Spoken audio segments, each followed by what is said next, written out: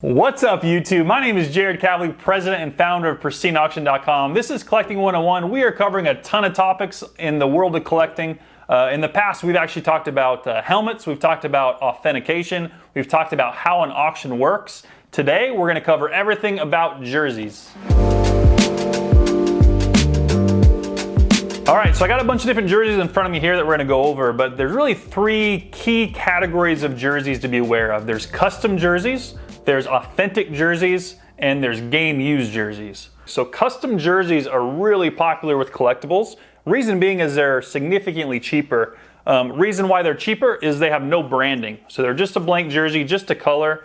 But from the back where they're signed, they have the player name and number stitched on. So what's great about these is when you display them or when they're in a frame, they look really close to an authentic jersey, but they're for a fraction of the price since they're really, they don't have any of the branding on them.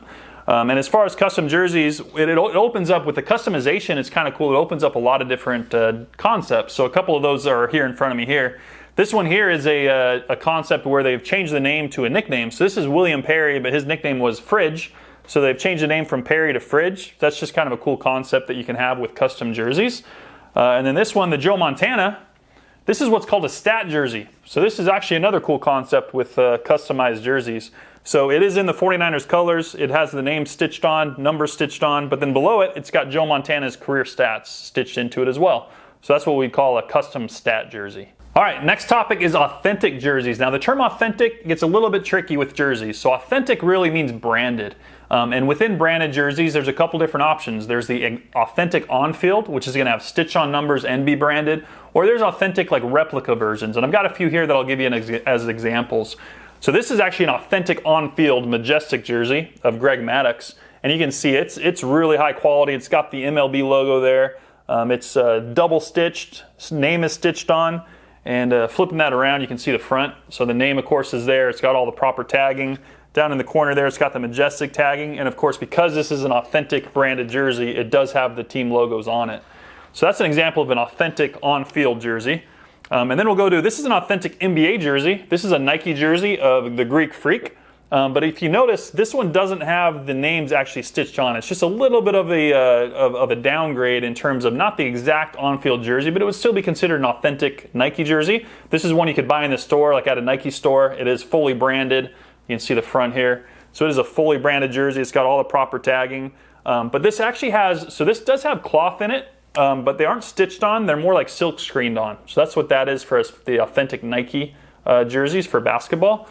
And then let me jump over to, this is what would be considered authentic, but really a lot of people refer to this as a replica, and here's why. So this is got everything silk screened on, and you can see kind of the holes in the numbers because they're silk screened on. So this number is not stitched on, but this is still an authentic Reebok. Reebok were making them back then. So this is a Reebok jersey. This is kind of a throwback of Steve McNair, a vintage jersey. But this is considered authentic in terms of its authentic branded jersey, but it is considered replica in terms of it's not the on-field stitched on, it's got the silk screened numbers and names on it as well. So those all would be considered authentic jerseys versus the customs. All right, so I got a few other really different variations of jerseys that I want to show you and talk about. This one here, these are cool. This is a piece of art that's been done on a jersey. So I just wanted to show that as something that people do as far as jersey collectors go, and I'm a big fan. You know, as a fan of art, putting those together on a jersey, I think it makes for a really cool collectible and makes it a one-of-a-kind. This one here, so Mitchell & Ness, this would be considered an authentic Mitchell & Ness. So Mitchell & Ness makes these, but they more do throwbacks. So this is branded, it is authentic, it is licensed, and they do a bunch of different variations. This one's kind of a cool variation of a Lakers Magic Johnson jersey. So that's another example. And then, of course, the most premium is a game used or game issued jersey. So this is an example of a Dave Winfield actual game used jersey. So I can just show you with game used jerseys, you're going to get a little bit different tagging. Usually in the collar here, you're going to have a year. That's the year that this jersey was worn. And down in the tagging is going to be a little bit different too. It's Russell Athletic. Sometimes this tag will also have a year, or even a player will write his number on there for when it gets through the laundry. It's just an easier way to find his jersey. But this is an actual authentic game used jersey that Dave Winfield wore on the field. All right, so let's talk about where to get a jersey signed. If you have a jersey, you want to get it signed, where's the best place to get it? Really, usually the best place is right on the numbers, and that's what you'll see is a lot of the jerseys that we showed were signed right on the numbers. And part of that is just because it just comes out so nice.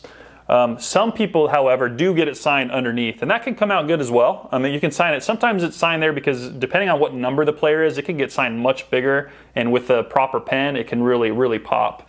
I would always recommend paint pens. You see right here, Greg Maddux has signed this. You could have done it in black, but I think it would have blended in a little bit, so they chose a silver paint pen, which I think was a great choice on this jersey.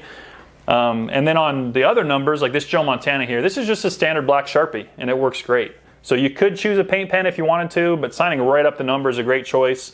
Another choice on this jersey, you could have had him sign it right here in the middle of the 6. That would have been a great choice too. But generally, Joe Montana's you see signed right up the number. You usually want to pick the place on the numbers that'll give you the biggest, boldest signature. All right, so in terms of which jersey do I buy, a custom or an authentic? I mean, really it boils down to preference and price and your budget. So a general custom is gonna be significantly cheaper. I mean, this Joe Montana, I think at auction you could probably get this in the $100, $150 range. Whereas if it's an authentic, it usually adds $150 to $200 just to the price. Because if you're gonna buy an authentic jersey right from the shelf, it's gonna be a good $200 before it's even signed. So that's an example of this Greg Maddux. So a great choice. I mean, Greg Maddux, obviously a superstar, and this is a fully authentic branded jersey. But this jersey alone, before it's even signed, is probably gonna run $150 to $250 before it's even got an autograph on it. So really it just boils down to both are great options. It really just boils down to personal preference, and it really boils down to your budget. All right, so how to store and or display your jersey. Let's talk about that. So when we, as pristineauction.com, when we deliver a jersey to you, we deliver it in what are called a poly bag here. So it's pretty much a Ziploc bag. But this is a great way to store it, just kind of keep dust off of it. And then I would always advise, especially if it's signed in Sharpie, to keep it just out of direct sunlight. So that's one option, is just keep it in a poly bag. You can keep it there and collect it that way. Another option is just throw it in a hanger. Throw it in a hanger, throw it in a closet, keep it out of the sunlight, but that way you can kind of flip through them anytime you'd like.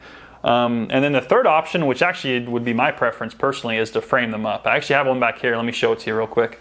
All right, so here's a great option for storing and displaying your jersey. This is a Luis Gonzalez jersey that actually our frame shop here has framed up. We do in our auction offer framing at checkout. So if you win a jersey, you can actually have it delivered just like this. But this will look great on the wall. In addition to looking great in the collection, it also, the glass, the UV glass, will protect the signature as well. All right, that's everything you need to know about jerseys. Thank you for watching Collecting 101. If there are any questions that you still have, please throw them down in the comments. We'd love to read those and answer them for you. And we've done other topics as well. If you enjoyed this, make sure to subscribe, hit that bell, and be sure to leave a comment. We'd love to hear from you, and we'd love to answer any questions you might have. Thanks for watching.